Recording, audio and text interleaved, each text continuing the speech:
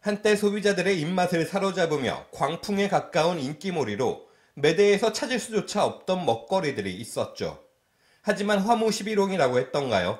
맛 한번 보려고 매일같이 마트를 들락거려도 구하기 힘들었던 그 먹거리들이 이제는 찾는 사람이 없어 매대에서 소리소문 없이 사라져버리거나 그냥 그런 먹거리로 명맥만 유지하는 상품들이 있습니다.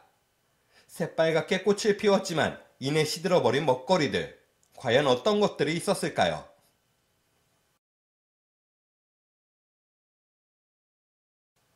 맥주는 배부르고 화장실 가게 돼서 귀찮고, 소주는 독해서 못 마시겠고, 술집에서 선택지가 없어 힘들어하던 사람들의 눈을 단박에 사로잡은 술이 하나 있습니다.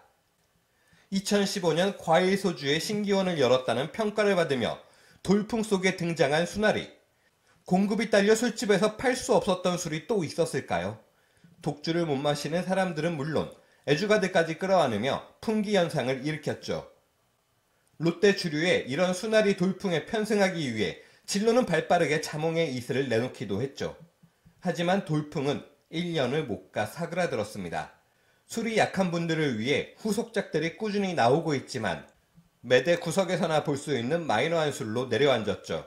우리나라에서는 더 이상 많은 사람들이 찾는 술이 아니지만 최근에는 외국에서 인기를 얻고 있다고 하네요. 수나리나 자몽의 이슬을 먹으면 다음날 머리가 깨질 듯이 아프다고 하는 지인이 있는데 순하다고 그 정도로 마시면 바카스를 먹어도 머리가 아픕니다.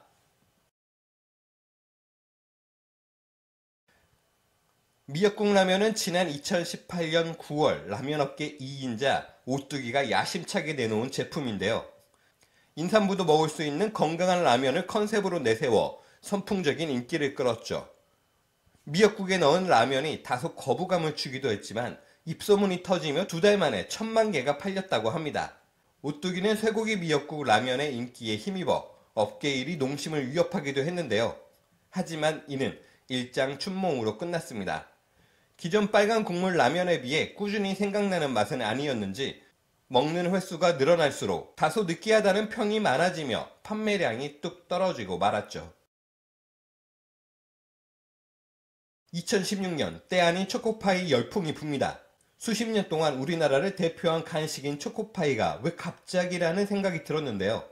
초코파이 한가운데를 채우고 있던 하얀색 마시멜로 위에 바나나 맛을 첨가해 달콤함을 배가시키자 SNS를 타고 선풍적인 인기를 끌었는데요. 바나나 초코파이는 경쟁업체의 베끼기를 넘어 바나나 열풍으로 확산됐죠. 하지만 원조 초코파이를 넘어선 그 인기는 그렇게 오래가지 못했습니다. 바나나 열풍은 100일 천하로 끝났고 바나나 초코파이는 원조 초코파이의 그냥 다른 맛 버전 중 하나로 여겨지게 됐죠. 역사상 지금까지 나온 과자 중 이 정도 인기를 끌었던 과자가 있었을까 합니다. 연예인들조차 인증사진을 올릴 정도로 풍기 현상을 빚었던 허니버터칩. 단짠의 환상적인 조합이라는 평과 함께 소비자들은 마트로 몰려들었고 물량이 부족해 편의점에서는 허니버터칩 대기자 명단을 만들어야 할 정도였죠. 하지만 너무 높은 기대감이 도구로 작용했을까요? 높은 기대에 미치지 못한 맛에 실망한 소비자들이 늘며 판매량은 곤두박질치고 말았죠. 회사는 아직 판매량이 괜찮다고 말하는데 뭐 그렇다고 해두죠. 옛날 생각하면 2011년 빨간 국물 일색이던 라면 시장에 돌풍을 일으키며 품귀 현상을 일으킨 라면이죠. 꼬꼬면. KBS 예능 남자의 자격에서 개그맨 이경규 씨가 내놓은 아이디어를 상품으로 업그레이드 시켰는데 하얗지만 얼큰한 국물 맛에 선풍적인 인기를 끌었습니다. 꼬꼬면 신드롬에 나가사키 짬뽕, 기스명 등 라이벌 업체들이 하얀 국물 라면을 연이어 내놓기도 했죠. 왕뚜껑과 비빔면 외에 딱히 이렇다 할 인기 상품이 없던 만년 4등 팔도는 꼬꼬면을 등에 업고 당시 오뚜기를 제치고 업계 3위로 올라섰죠. 이에 신이 난 팔도는 공장을 증설하며 생산 라인을 늘렸지만 꼬꼬면의 열기는 1년을 못 갔습니다.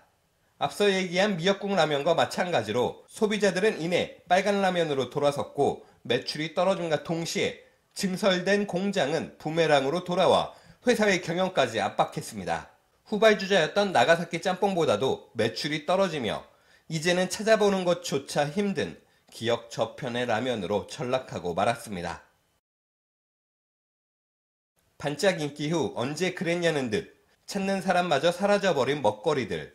이들은 대부분 원조 먹거리의 새로운 맛 버전입니다. 식상함을 대체한 새로운 맛 버전이 인기를 얻었던 것이죠.